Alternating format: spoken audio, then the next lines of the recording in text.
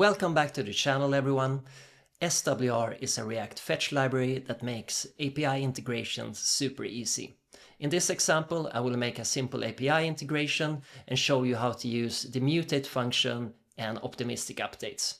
Getting started with SWR is super simple. Simply use your favorite package manager to install it. The hook takes a key, normally a URL, a fetcher, and an optional config object. The fetcher takes the key and returns a response parsed as JSON. The hook returns this object with these props that we can then use to display the data and various loading or error states. To avoid having to pass a fetcher every time we call the hook, they also provide this global configuration provider that we can use to wrap our whole app with, like so, hence reducing the need to pass the fetcher everywhere we use it. This is exactly what I'm doing in my app here. In the root layout, I'm wrapping my whole app in this provider, and in the provider, I'm passing the fetcher function like so, making things a bit cleaner. For this demo, I built this Next.js app with a video feed and a video details page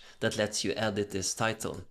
And here we're using the mutate function and perform a so-called optimistic update, which instantly will update the UI, removing the need for any traditional loading states or spinners. I've also made a simple flowchart in Miro to illustrate this flow. It starts with editing the title.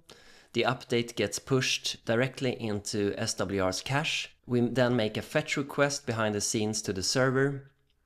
If that request is successful, it's sent back to the client and SWR's cache is revalidated before the UI finally gets synced with the latest server state.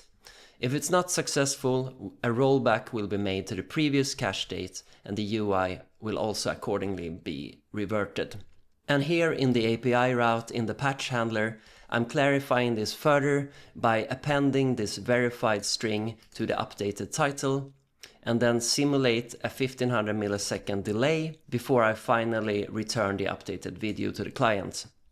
So to see this in action now, let's go back to the app and edit this title, call it test, save. So you can see the title is instantly updated, and then after 1500 milliseconds we get the server response back and the cache is revalidated. If we now go back to the video feed, we can also see that it's updated here. That's because SWR revalidates a component on mount as one of its revalidation strategies.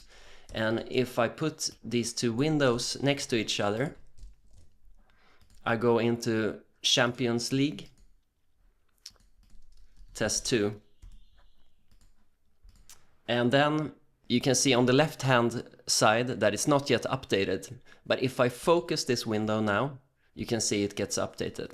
So that's because SWR runs revalidation on focus per default. This illustrates how versatile and powerful SWR is and its different revalidation strategies. All of these can obviously be toggled on and off in the configuration objects. Let's now jump into the code so I can show you how simple it is to implement this.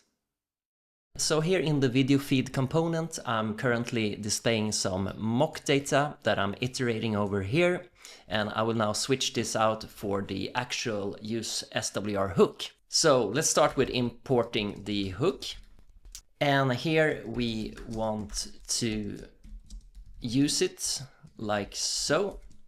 We will pass the key, which is the URL, to our API routes, and it returns data is loading an error. Let's rename this to video feed. And we also need to type it, so it expects an array of videos.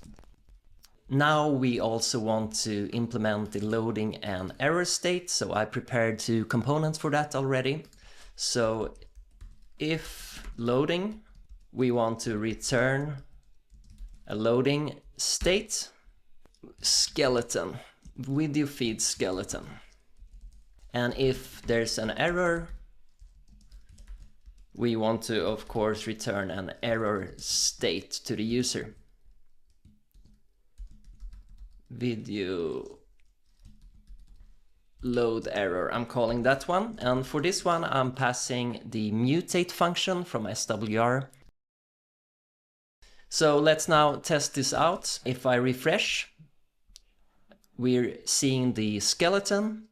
And if I simulate an error, we can see that I'm rendering this error component with the retry button. So that's basically the SWR hook in a nutshell, the basic functionality.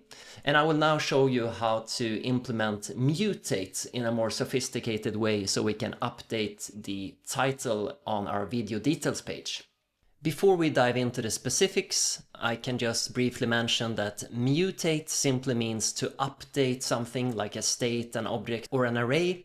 And it's also a very common term in React. You hear often about immutable state, for example. In the context of HTTP request methods, we have verbs such as post, put, delete, patch, which are all mutations. So it might sound scary, but it's a very simple term. In SWR, there's two ways to use mutate. Either the global mutate using use SWRConfig, which can update any key anywhere in the application. And then we have the bound mutate, which works with only a specific key, and you can either use it with or without passing a key. This is the version we are using, and we want to mutate some existing data, so we will use this example and pass it an async function and a configuration object like so. And since we are using the bound mutate, we don't need to pass it any key or URL. So here in my video details component, I currently have this mock data that I perform a find on to get the current video. So let's now update this with the actual use SWR hook. And here I will pass the URL to the video ID route.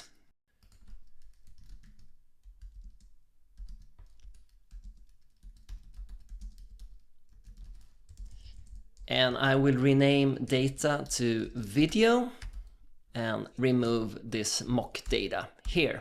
And then we want to also display loading and error states to the user. So I will once again import those components here and return them. Let's now write out the handle submit function. As you can see, I'm passing this submit handler to the action prop in the form. In React 19, they introduced support for passing functions in the action prop. So this is what I'm using here. And then we can receive the form data here. And then I will use the get method from the form data to extract the title. And then we want to call mutate here with the update function and the configuration object. So let's now first write the update function.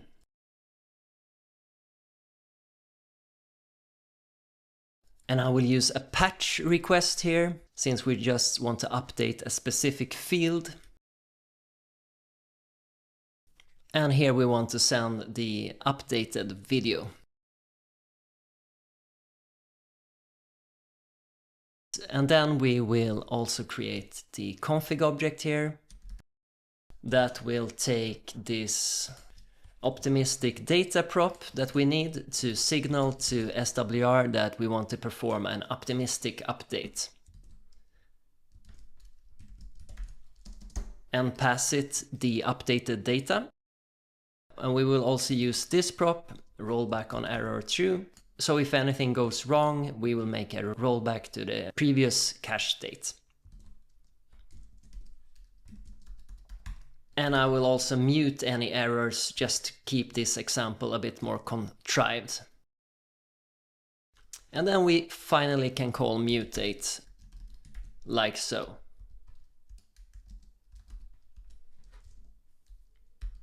And also set is editing to false here. Let's now try this out.